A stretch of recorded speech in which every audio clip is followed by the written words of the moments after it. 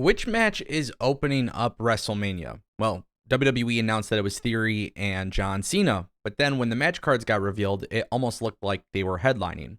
Then what was really interesting is if you go onto Peacock and you take a look at night one for WrestleMania, the graphic shows Rhea Ripley and Charlotte Flair.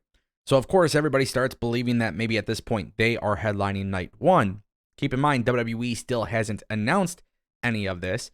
And then the real confusion actually kicks in when Sami Zayn now starts talking about this publicly, because he was asked about this with Ariel Helwani, and he says pretty much they don't know. They do not know if they're going to be main eventing. It doesn't look like this was actually announced by the WWE, and he says specifically that remains to be seen. It is insane because if you think about it, if we do go on last, which again remains to be seen, it would be the first time since WrestleMania 1, and it would be the first tag team title match of all time, which, to be honest with you, I think is already a great selling point for WWE. Now, WWE is very confusing right now because, again, with those match cards for night one and night two, I feel like there is a pretty big balance. But then when you do go on to Peacock, it does show Rhea Ripley and Charlotte Flair. And because they do show that image on the thumbnail, that to me believes that is very well the main event match, especially when you look at the night two photo, which is Cody Rhodes and Roman Reigns. And we already know that they are headlining WrestleMania 39. So this is a very big deal because we can be looking at WWE making changes on the fly. Maybe this is a Vince McMahon decision. Who knows who is really calling the shots here? And we'll find out, obviously, very, very soon. I do want to turn our attention to a very interesting topic that has been discussed lately. And this one seems to be generating a lot of conversation on social media because this WWE star is talking about their retirement plans. And it's actually so strange just thinking that this individual would want to retire from WWE considering how talented he actually is. And on top of that, I feel like we are starting to see his best work ever since Triple H took over. That's the craziest part about this. He has been with the WWE for so long, but it wasn't until Triple H took over that made everybody really start putting respect on his name, and it just goes to show you the difference between Triple H and Vince McMahon. We are talking about Michael Cole. He spoke about this in a podcast episode recently with Sports Media with Richard and Deitch. I believe that's how it's pronounced, but it's a podcast that he was on. He spoke about a variety of other topics, and he spoke about possibly retiring. He says that people have asked him about this all the time. How long are you going to do it? But he says that the plan is for him to retire in 4 years from now. He says he's going to get out before he can slip.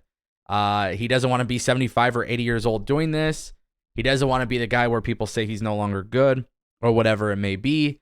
He doesn't want to be that person. And I actually understand where Michael Cole is coming from, but it just goes to show you how leadership can really change the way that people are perceived by the public. Because Vince McMahon, I think everybody kind of knew that Michael Cole was a great commentator, but he's forced lines and he's got to say some of the lingo and the vocabulary that Vince McMahon obviously wanted.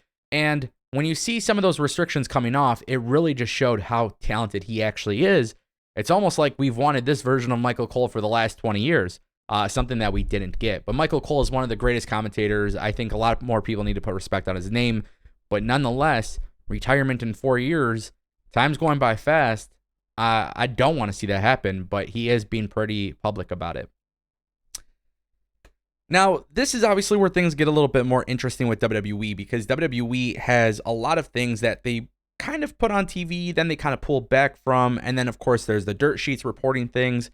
And then it gets to a point where WWE is clearly trying to sell you on a possible storyline, but then they don't necessarily invest in that storyline.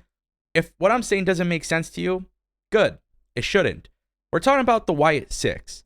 So there has been tons of rumors and news surrounding the Wyatt Six. Obviously, on this channel, we've spoken about all the rumors and all the news. We talked about Vincent and Dutch, the Righteous, and how things didn't necessarily pan out for them joining WWE. And nobody from WWE has ever confirmed that the Wyatt Six was going to be a thing. But of course, Bray Wyatt's social media, and then of course storylines and teases, and then of course you got to take all of those things in combination with dirt sheet reports. And obviously, I always tell people take things with a little grain of salt. But we hear of these things, and then we come to find out that basically nothing ends up happening. So people get hyped up for something really massive, and then it doesn't happen. And now Meltzer's talking about this because obviously the conversation of Vincent and Dutch not signing with WWE is pretty much a wait and see situation in regards to WWE doing the Wyatt Six. He says that basically regarding the questions on Vincent and Dutch, they had a tryout a few months ago, but they haven't been signed, nor as far as we know, turned down either. The idea at the time was for them to be part of Bray Wyatt's stable. It was described to me as a wait and see situation. Now, this is coming from Dave Meltzer. Take that however you would like. But of course, again, as I mentioned, the news and the rumors and then the teases and all of these different things. And then, of course, the cryptic tweets, right, from Bray. Then you got Vincent and Dutch who are posting these things. It appears to me that WWE could very well be canceling any sort of idea for a Wyatt Six faction. And when you look at Bray Wyatt being taken off of TV and the whole thing with Lashley all falling apart, whatever caused this to happen, obviously it seems like it's a personal issue. I can't control that. I don't want to speculate on those things. But whatever it may be, could all be canceled, or WWE could be restructuring the entire storyline. There might be a masterpiece in the works. There might be something even bigger that WWE could have planned. But as of right now, I would actually say don't get your hopes up on a Wyatt Six. Now, I want to see it. I would be incredibly happy to see it take place at WrestleMania. I want to see the Hurt Business. I want to see the Wyatt Six. I love factions. I'm all for it. Let's see what happens. And I just hit my microphone. I'm so sorry for that, guys. But we're going to keep the show going because today's main event story is one about somebody who is possibly returning to the WWE. And this is where mixed reporting is definitely coming into hand. So Dave Meltzer is providing an update on a major WWE superstar who has been rumored to return for WrestleMania 39. Now, of course, WWE hasn't teased anything here. WWE hasn't confirmed anything here. You got mixed reports from all different sources, and we've been covering this news for a while, but it just appears to me that this is the story to pay attention to because this could very well tell whether or not people are being swerved.